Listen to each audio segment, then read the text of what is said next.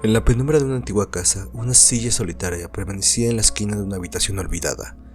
La madera crujía con cada leve brisa, como si la silla respirara en la inquietud de la noche. Se decía que aquella silla era testigo silencioso de secretos oscuros.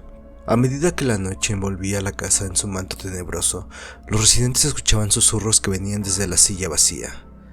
A veces un eco sutil de risas infantiles o el lamento de la tristeza de una mujer que se va silenciando con el aire y el tiempo. Cuando alguien se sentaba, inmediatamente sus mentes se llenaban de pensamientos, sentimientos de dolor, imágenes inquietantes y recuerdos que no eran propios.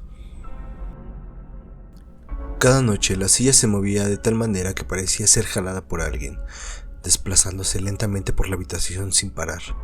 A menudo sus patas dejaban huellas en el suelo. Se dice que esa silla fue partícipe sin fin de actos atroces ejecutados por el Dr. Roberto, el cual, con la fachada de tener un pequeño consultorio en su casa, el cual atraía a sus víctimas, era muy cauteloso y elegía a sus víctimas simplemente como si fuera un coleccionista de emociones. No le importaba la edad ni el sexo, solo le importaba cómo pensaban. María por extrañar a sus padres, el señor Torres por estar siempre enojado, el señor Luis por tener miedo a la oscuridad, una pareja de recién casados al ver que se demostraban su amor, y a la pequeña Ana, simplemente por ser feliz. En total tuvo 24 víctimas en su lista. El doctor, para empezar con sus horridos actos, les daba 2 pastillas para que se relajaran.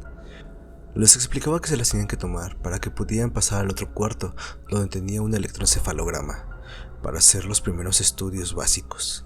Cuando se tomaban las pastillas, pasaban al otro cuarto, el cual estarían totalmente vacíos si no fuera por la silla de madera y la máquina antes mencionada.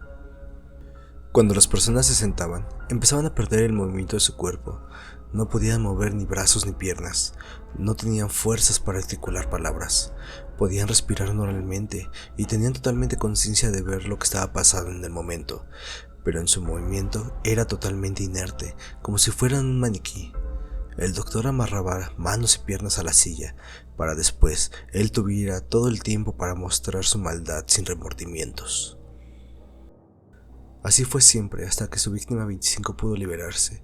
Octavio, un adicto que solo iba a consultorios para poder adquirir cualquier tipo de medicamento al costo que fuera. Octavio contaba con una navaja, pues si el consultorio al que iba no le daba las pastillas en forma pasiva, tenía una opción B, la cual era robarlas.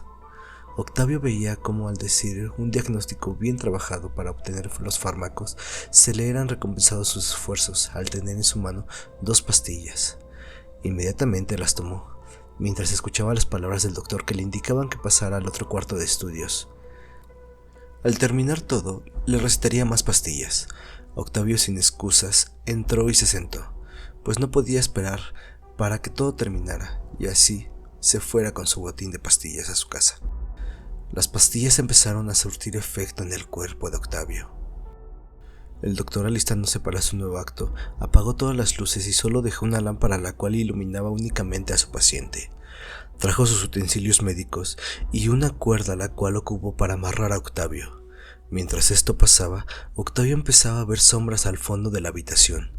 Múltiples sombras, las cuales eran de distintos tamaños. La mayoría eran de tamaños de pequeños niños. El doctor empezó cortando la camisa de su paciente. Se colocó del lado izquierdo y con un bisturí en su mano empezó a cortar la extremidad con una mirada de satisfacción. Octavio, por causa de las pastillas que había tomado, no podía gritar ni moverse, pero internamente sentía todo el dolor. Lágrimas salían de sus ojos, el plasma vital estaba derramándose en el suelo y el pensamiento de perder la vida se hacía más notorio a cada segundo.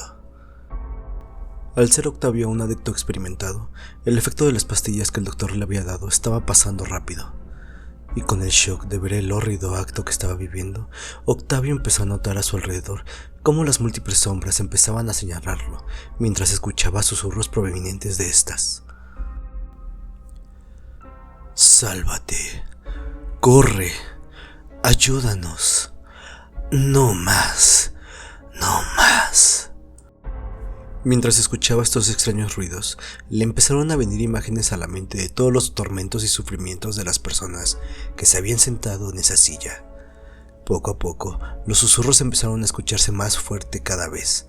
El doctor lograba mutilar totalmente la mano de Octavio. Con esto, los gritos de dolor de Octavio sonaron por todo el cuarto. El doctor, al darse cuenta que su víctima estaba moviéndose, se asustó, pues esto nunca le había pasado anteriormente. El doctor dio pasos hacia atrás. Los amarres de la mano izquierda se aflojaron al ya no contar con la mano. Pudo liberar su costado izquierdo. Poco a poco, con los movimientos de desesperación de un adicto asustado, pudo liberarse totalmente de la silla.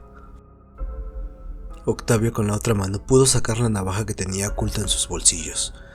Mientras escuchaba las palabras provenientes del doctor, intentando calmarlo y dándole una explicación del por qué hacía eso. Sonaba el rechinido de las patas de la silla moviéndose. Esto puso en alerta a los dos presentes de la habitación. La silla se movía con dirección a donde estaba el doctor. Mientras éste se movía hacia otra dirección, la silla lo seguía, como si ésta quisiera que se sentara en ella. El extraño suceso hizo que Octavio recordara las perturbadoras imágenes que le vinieron de todas sus víctimas, mientras un susurro de una voz de una niña se escuchó. Por favor. Fue el momento en el que la silla salió con gran velocidad golpeando al doctor. Octavio le dijo que recogiera la silla y se sentara en ella. El doctor no tuvo otra opción más que hacer lo que se le había pedido. Al estar sentado, quiso entablar conversación con él, pero fue imposible. Con una gran furia, Octavio lo atacó directamente, cortándole el cuello y dándole múltiples apuñalamientos. Mientras esto pasaba, el dolor de sus víctimas las pudo sentir mientras se le iba la vida. Al notar la escalofriante escena, en la cual el doctor había quedado, Octavio tomó su mano y salió corriendo, sin pensar otra cosa más que llegar a un hospital. Al día siguiente, la policía dio reporte de que ese lugar habían encontrado muerto a un asesino en serie, que habían buscado por varios meses. La casa, desde ese momento, dejó de ser habitada, mientras que los vecinos alzan una plegaria todos los días, esto para que las almas que estén en ese lugar puedan encontrar descanso, pero no lo logran, pues todas las noches se escucha el rechinillo de la silla por todo el lugar.